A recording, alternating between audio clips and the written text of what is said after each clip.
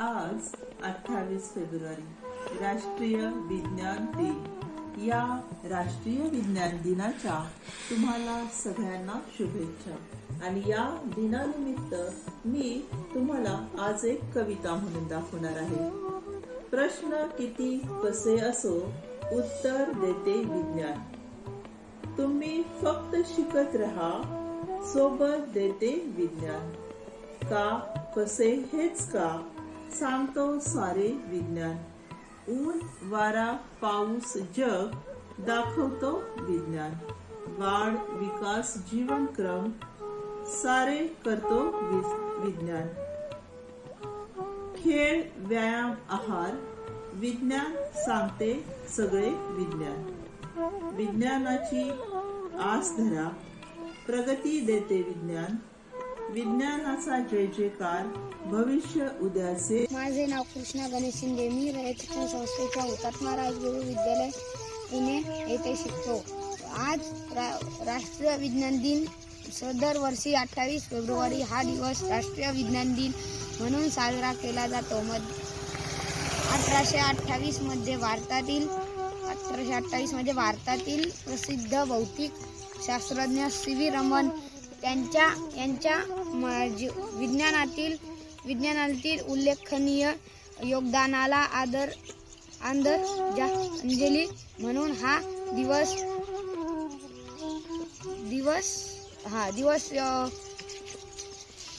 साजरा केला जातो। सी.व्ही. रमन त्यांनी शोध लावलेल्या रमन इफेक्टच्या शोधाला 1930 साली नोबेल पारितोषिक मिळाले। त्यांच्या विज्ञानातील योगदानाला बदल हा दिवस देशभर साजरा केला जातो।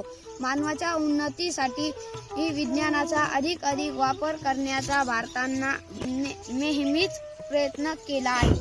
विज्ञानामुळे आपले जीवन सुखकर झाले आहे। लोकांच्या दररोज जीवनात विज्ञानाचे महत्त्व करण्यासाठी दरवर्षी राष्ट्रीय विज्ञान दिन साजरा केला जातो। एवढे बोलून मी माझे भाषण संपवतो। जय हिंद जय Maharashtra.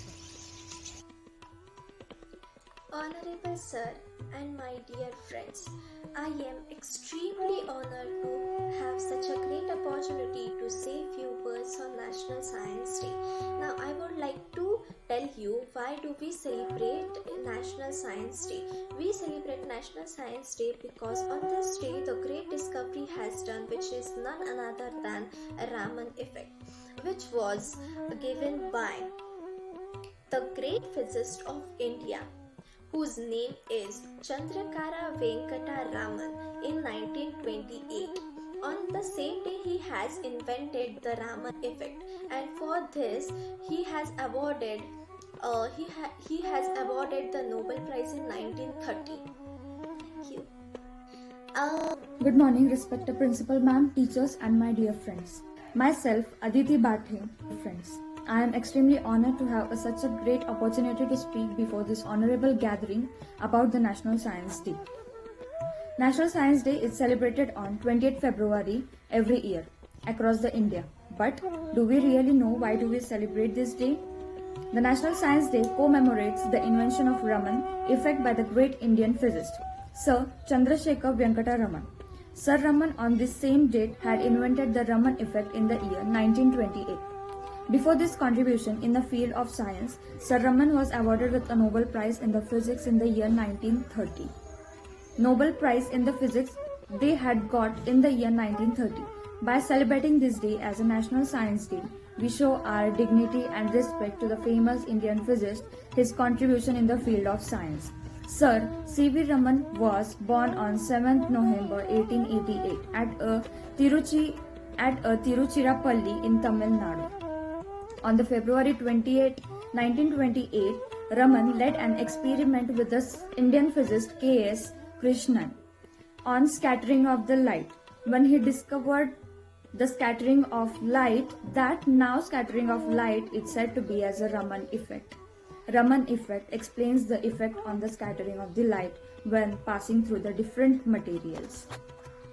National Science Day is widely observed throughout the India. Schools and colleges participates with extreme zeal and enthusiasm. Mainly in engineering, science colleges, exhibitions are held. Students discusses the development and the uses of the science and the technology and makes the various project on the science and shows to the people that what is the science and what should we do in our future for the science. Thank you and happy Science Day. माझं नाव आदित्य टोपे. मी आज तुम्हाला सी.व्ही. रामन यांच्याबद्दल थोडी माहिती सांगणार आहे. ती मी शांती शिकतेने ऐकावी अशी माझी नम्र विनंती. सी.व्ही. रामन यांचा जन्म तमिळनाडूतील तिरुपल्ली या गावी झाला. त्यांचे शिक्षण चेन्नई येथे झाले. त्यांनी कोलकाता विद्यापीठात 1917 ते 1933 भौतिकशास्त्र प्राध्यापक म्हणून काम केले. रामन हे त्यांच्या काळात बंगलोरही गेला. 1940 साली ते रामायण संशोधन संस्थानाचे संचालक झाले. रामनचे 6 मे 1917 रोजी लोकसुंदरी अख्तर यांच्याबरोबर लग्न झाले. त्यांनी चंद्रशेखर आणि रेडिओ भूगोलशास्त्र राधाकृष्णन हे 2 पुत्र होते. रामन हे चंद्रशेखर सुरेंद्र आणि यांचे काका होते. त्यांनी 1939 मध्ये चंद्रशेखर मर्यादित संशोधकांना चंद्रशेखर लिमिट या सारखे सूचकांची आवश्यक असलेल्या अणुप्रक्रियेवर त्यांनी केलेल्या त्यानंतरच्या कार्यासाठी भौतिकशास्त्राने त्यांना नोबेल पुरस्कार 1983 मध्ये मिळाला. सी.व्ही. रामन यांनी आयुष्यभर दगड आणि खनिज पदार्थांचे विस्तृत वैयक्तिक संग्रह केला आणि खनिजांचा प्रकाश विकरणाच्या गुणधर्माचा अभ्यास केला. एवढं बोलून मी माझ्या भाषेचा जय हिंद जय महाराष्ट्र. आपण घनतेचा परिणाम यावर आधारित प्रयोग पाहूया. यासाठी आपल्याला लागणारे साहित्य आहे पाणी, 2 काचेचे ग्लास, मीठ, चमचा आणि 2 बटाटे. प्रथम आपण पाणी या ग्लासामध्ये ओतून घेऊया.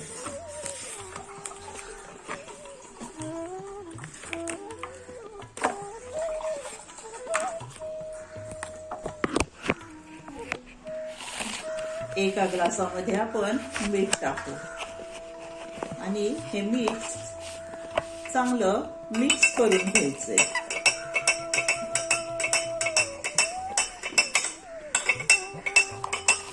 चांगलं एकत्र करायचंय.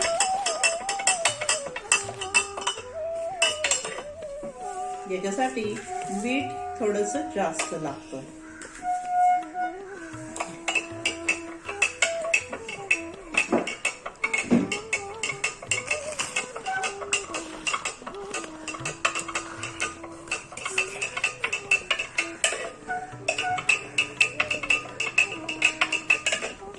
मीठ चांगलं मिक्स करून घ्यायचंय आणि थोडंसं जास्तच टाकायचंय जेणेकरून या मिठामुळे पाण्याची घनता वाढेल. आपण हा जो बटाटा त्याच्यावर टाकणार आहे तो आता काय होतं ते पहा. बटाटा हा मिठाच्या पाण्यावर तरंगतोय. का तरंगतोय? कारण आपण या पाण्यामध्ये मीठ टाकले आणि मीठ टाकल्यामुळं पाण्याची घनता ही वाढली. आता हे आहे साधं पाणी. याच्यामध्ये आपण बटाटा टाकू. हा बटाटा बघा तळाशी गेला कारण हे साधं पाणी आहे. याच्यामध्ये मीठ टाकल्यामुळे याची घनता वाढली म्हणून बटाटा या पाण्यावर तरंगतोय. तर अशाच प्रकारे गोड्या पाण्यामध्ये नदीचं पाणी किंवा तलावाचं पाणी याच्यामध्ये पोहणं सोपं असतं, पण खाऱ्या पाण्यामध्ये म्हणजे समुद्राच्या पाण्यामध्ये पोहायला त्रास होतो. त्याचप्रमाणे मृत समुद्र, या मृत समुद्रामध्ये सगळ्या जे काही वस्तू टाकल्या जातात त्या त्याच्यावर तरंगतात कारण त्याची घनता जास्त आहे. त्याच्यात खूप अनेक प्रकारचे क्षार आहेत. आपणही त्या मृत समुद्रावर तरंगतो. का तरंगतो? कारण त्याच्यामध्ये खूप क्षार आहे. तर अशा प्रकारे हे मिठाचं पाणी आहे. हे मीठ सुद्धा एक क्षार आहे आणि हे पाणी जर आपण बघतोय की या पाण्यावर काय होतंय की बटाटा हा तरंगतो.